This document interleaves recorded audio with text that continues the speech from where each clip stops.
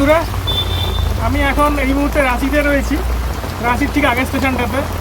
তো আর একটি সুন্দর ব্লগ হতে চলেছে এবারে পটকাছুকে নিয়ে। পটকাছু এবং তার সারাউন্ডিং যে সমস্ত ওয়াটারফল বা অন্যান্য যে সমস্ত জায়গা রয়েছে সেই জায়গাগুলোকে নিয়ে।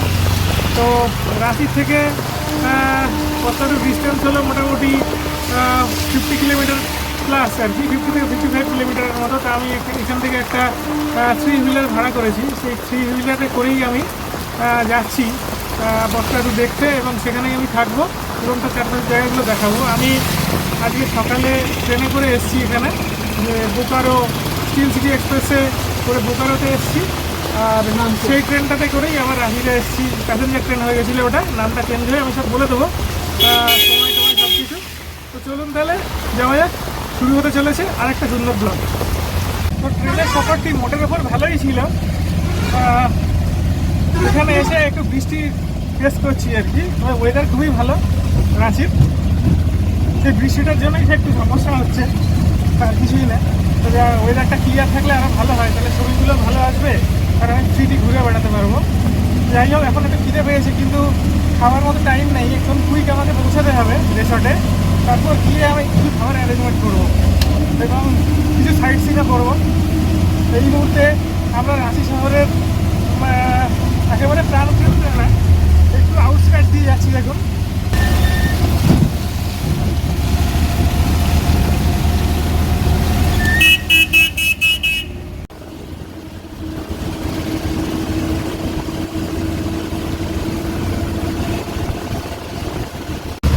যাওয়ার পথে এখানে একটা জ্যাম ফেস করছি এখন, অনেক গাড়ি ভিড় হয়ে গেছে এই রাস্তাটাতে। তো শহরের বুক দিয়ে আমরা যাচ্ছি, আস্তে আস্তে এগিয়ে আমরা পটকাছুর দিকে হাইওয়েটা ধরবো। তো বন্ধুরা, আমরা এগিয়ে চলেছি পটকাছুর দিকে। তো সমুদ্রের রাঁচি শহরকে অতিক্রম করে যাচ্ছি, অনেকটাই টাইম লাগছে শহরটাকে অতিক্রম করতে। ইতিমধ্যে আমি দেখাতে চাই আমি কীভাবে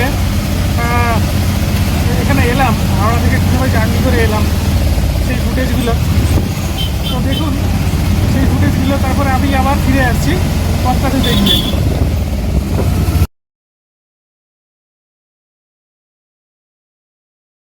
তো বন্ধুরা, দিনটা ছিল শুক্রবার। অফিস কাছারি সমস্ত কমপ্লিট করে রাতের চক্রধরপুর আর বোকারো স্টিল সিটি এক্সপ্রেস ধরবো বলে হাওড়া গেছিলাম। বোকারো স্টিল সিটি এক্সপ্রেস ছেড়ে গেছিলো রাত্রি 12টা 05। তো কথা প্রসঙ্গে জানিয়ে রাখি, এই বোকারো স্টিল সিটি এক্সপ্রেস আর চক্রধরপুর এক্সপ্রেস একই সাথে আসে, দুটো ট্রেন একই সাথে আসে এবং আদ্রাতে গিয়ে এই দুটো ট্রেন ভাগ হয়ে যায় এবং আদ্রা জংশন থেকেই একদিকে চলে যায় চক্রধরপুর এক্সপ্রেস, একদিকে চলে যায় বোকারো স্টিল সিটি এক্সপ্রেস। যদিও চক্রধরপুর এবং বোকারো স্টিল সিটি দুটোই ঝাড়খণ্ড রাজ্যে অবস্থিত। তো যাই হোক, বৃষ্টিতে থই থই অবস্থা ছিল সেদিনকে। অত্যন্ত ওয়েট ওয়েদারের মধ্যে আমাদের ট্রেনটি নিকশ কালো অন্ধকার ভেদ করে ছুটে চলল। যাত্রাপথে পড়েছিল বিভিন্ন স্টেশন, সাউথ ইস্টার্ন রেলের স্টেশনগুলো, যেরকম খড়গপুর, তারপর মেদিনীপুর, তারপর গড়বেতা, চন্দ্রকোনা, বাঁকুড়া, বিষ্ণুপুর হয়ে ভোরবেলা আমরা ঢুকলাম আদ্রা জংশনে। আদ্রা জংশন থেকে ভাগাভাগি হয়ে গেল চক্রধরপুর এক্সপ্রেস আর বোকারো স্টিল সিটি এক্সপ্রেস। 10টি কামরা নিয়ে বোকারো স্টিল সিটি এক্সপ্রেস যাত্রা শুরু করলো বোকারো স্টিল সিটির পথে। যাত্রাপথে পড়লো সাঁওতালডি স্টেশন। তো বোকারো স্টিল সিটি পৌঁছাতে প্রায় সময় লাগলো 9 ঘন্টা 30 মিনিটের মতো।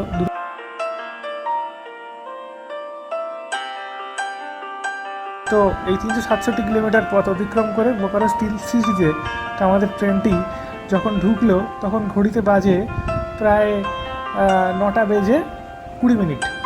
তো আমি জানলাম যে ট্রেনটি বোকারো স্টিল সিটি অবধি বোকারো স্টিল সিটি এক্সপ্রেস নাম নিয়ে এসছে, ওই ট্রেনটিই আবার নাম বদলে হয়ে যাবে Bokaro still city Ranchi passenger. ওই সেম ট্রেন, একই ট্রেন। তো আমাকে আবার একটা প্যাসেঞ্জারের টিকিট কাটতে হলো, কেটে আমি ওই ট্রেনটিতেই আবার চড়লাম রাঁচি যাব বলে। আমার উদ্দেশ্য হলো পটকাছু যাওয়া। তো যাত্রাপথে পড়লো একটি খুব সুন্দর জায়গা, অনেক দিন ধরে আমি আসবো বলে প্ল্যান করছিলাম, অবশ্যই সেই আশা হয়েই গেল। জায়গাটির নাম হলো বেগুনকোদর। বেগুনকোদর আমাদের এই রেল ফ্যানাদের জন্য, বিশেষ করে ট্রেন নিয়ে যারা ভিডিও করে তাদের জন্য একটি সুন্দর গন্তব্য হতে পারে, কারণ ওটা হলো একটা ভূত স্টেশন হিসেবে পরিচিত। হ্যাঁ, ঢুকলো যখন বেগুনকোদরে, তখন আমার সেই যেগুলো আমি এর আগে বিভিন্ন ভিডিওতে দেখেছি ওই স্টেশনটি সম্পর্কে, বিভিন্ন রকম ভূতের ঘটনাগুলি, সেগুলো মাথায় ঘুরতে শুরু করলো। এবং আমি একটু গা ছমছম করা পরিস্থিতির মধ্যে পড়ে গেলাম, কারণ স্টেশনটার মধ্যে ওইরকম একটা আবহ বা ওইরকম একটা ভাইবস রয়েছে। তো বেগুনকোদর ক্রস করে আমাদের ট্রেনটি আরও এগিয়ে চললো রাঁচির পথে। তো চক্রধরপুর থেকে রাঁচির দূরত্ব হলো 115 কিলোমিটারের মতো। যদিও আমি খুব সহজেই রাঁচি আসতে পারতাম, অন্যান্য আরও অনেক গাড়ি ছিল, যেমন ক্রিয়াযোগা এক্সপ্রেস, বন্দে ভারত এক্সপ্রেস, কিন্তু আমি ওই একটা গাড়িরও নর্মাল টিকিট পাইনি, মানে রিজার্ভেশন টিকিট পাইনি। সেই জন্য আমি বাধ্য হয়ে এই চক্রধরপুর এক্সপ্রেসটাকে ধরেছিলাম। এইখানে আমার টিকিটটা রিজার্ভ ছিল, প্রপারলি রিজার্ভ ছিল, ফলে আমার জায়গা পেতে কোনো অসুবিধা হয়নি। তো এইভাবে আমি রাঁচি পৌঁছালাম। পৌঁছাতে প্রায় 10 ঘন্টা ক্রস করে গেল, 11 ঘন্টার কাছাকাছি লেগেছিল। একটু ঘুরে যায় ট্রেনটা এই পথে গেলে। তো আমি রাঁচি জংশনে নামিনি, রাঁচি জংশন থেকে 2টো স্টেশন আগে আমি নেমে যাই। হ্যাঁ, কারণ ট্রেনটা লেটে রান করছিল, আমার পৌঁছাতে অনেক দেরি হয়ে যাবে এই কথা ভেবে। আর ওইখান থেকে আমি আন্দাজ করে ফেলেছিলাম যে আমি সহজেই পত্রজলা যাওয়ার গাড়ি পাবো। তো দেখুন পত্রজলা ট্যুরের বাকি দৃশ্যগুলো।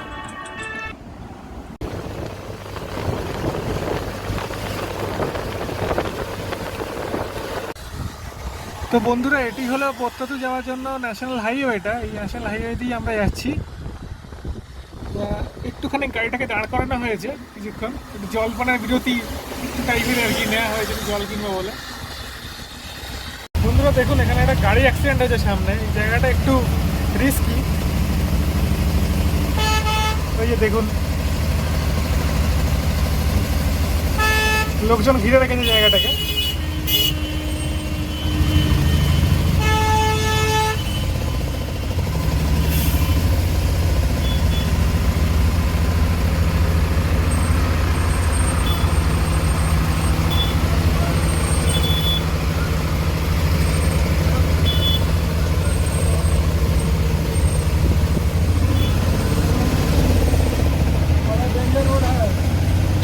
এই দেখুন অবস্থা রাস্তার।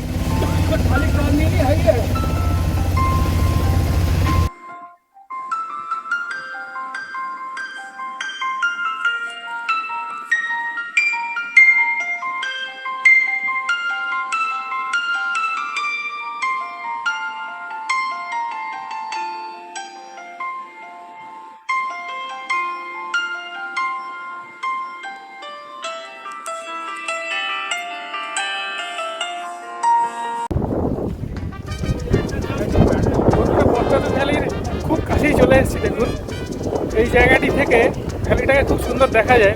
উপরটাতে আমি দাঁড়িয়ে আছি, দেখাচ্ছি দেখুন।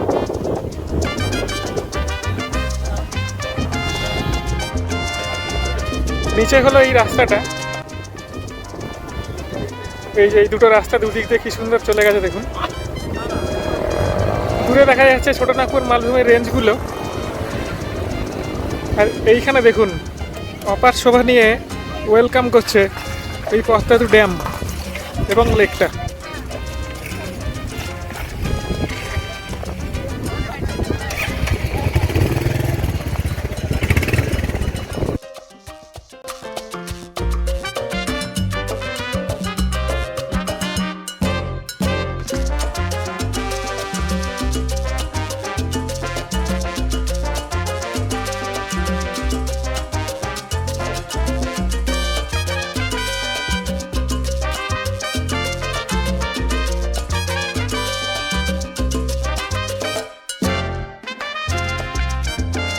দেখুন আমি ওই জায়গাটা দাঁড়িয়েছিলাম, রাস্তাগুলো কীরকম সর্পিল আকারে বেঁকে বেঁকে নিচের দিকে নেমে এসছে, নেমে এসে এই জায়গাটাতে এসে মিশেছে। আর এর চারদিকটা দেখুন কীরকম সুন্দর।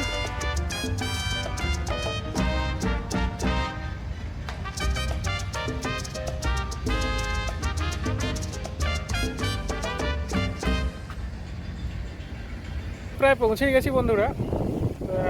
তো বোটের যে জায়গাগুলো আপনাদেরকে দেখালাম কিছুক্ষণ আগে, আঁকা বাঁকা পথে সরপিল রাস্তাগুলো নেমে এসছে। আমি পথটা তো লেকের সামনে রয়েছি এই মুহূর্তে।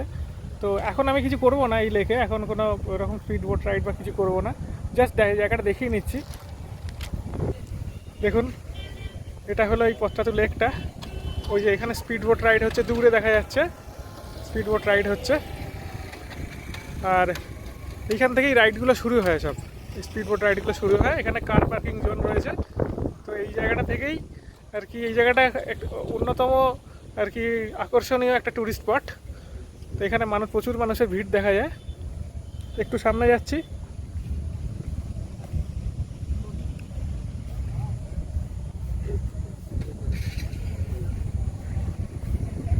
এই দেখুন এই যে বোটগুলোকে এখানে দাঁড় করানো রয়েছে। এখন করব না এই কারণে যে আমি একটু ক্লান্ত, অনেকটা 450 কিলোমিটারের মতো রাস্তা ক্রস করে আমি এসেছি এখানে। তো আমি এখন হোটেলে রেস্ট নেব, তারপরে আমি সেকেন্ড এপিসোডে এখানে কীভাবে আমি বোটিং টোটিং করলাম সেইগুলো আপনাদেরকে দেখাবো। বন্ধুরা, এটা হলো রয়্যাল লাশ রিসর্ট পত্রাতু। তো দেখুন ঘরটা, আমি জাস্ট এই মুহূর্তে চেক ইন করলাম।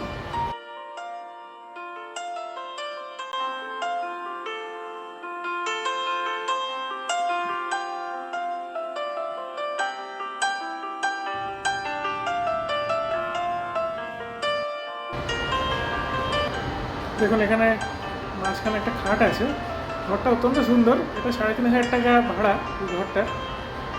বাঁদিকে একটা টেবিল দেওয়া, আর ওইদিকে 4টে চেয়ার দেওয়া, যদিও আমার জন্য এটা অত্যন্ত বড় হয়ে গেল। যাই হোক, তো খুবই ভালো, আমার ঢুকে ভালো লাগে ঘরটাতে। এর অ্যাম্বিয়েন্সটা খুব ভালো। এটা হচ্ছে দ্য রয়্যাল লাশ হোটেল অ্যান্ড রিসর্ট। তো এটা হচ্ছে গেটটা। One of the best resort, মানে আমি যতগুলো রিসর্টে থেকেছি ওয়ান অফ দ্য বেস্ট। আর এই জায়গাটা হচ্ছে ওই রিসর্টে আসার জায়গাটা, রাস্তাটা। হ্যাঁ, এটা হচ্ছে পত্রাতুর মেন যে সেন্টার পয়েন্টটা আছে, পত্রাতুর যে টাউনটার, সেখান থেকেই আর কি বাঁ দিকে রাস্তাটা বাইফার্কেটে ঢুকে এসছে।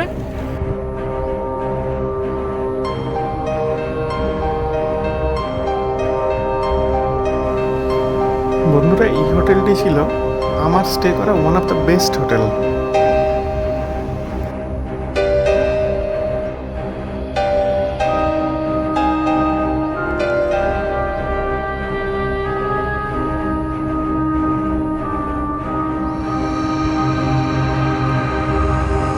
এই জায়গাটায় ওই রিসর্টের ভেতরেই লঞ্চ আর ক্যাফে আছে একটা সুন্দর। এখানে অনেকে যায়, কফি টফি খায়।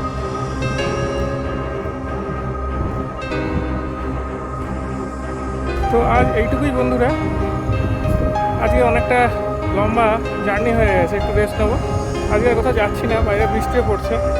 তো নেক্সট এপিসোডে থাকছে এর আশপাশে যেসব জায়গাগুলো আছে সেগুলো ঘুরে দেখাবো, আর আরও অন্য অনেক কিছু অজানা জিনিস। তো সঙ্গে থাকবেন। আশা করি এই ভিডিওটি আপনাদের ভালো লেগেছে। ভালো লাগলে কমেন্ট করে বলবেন, আর একটু শেয়ার করে লাইক করে দেবেন। ধন্যবাদ।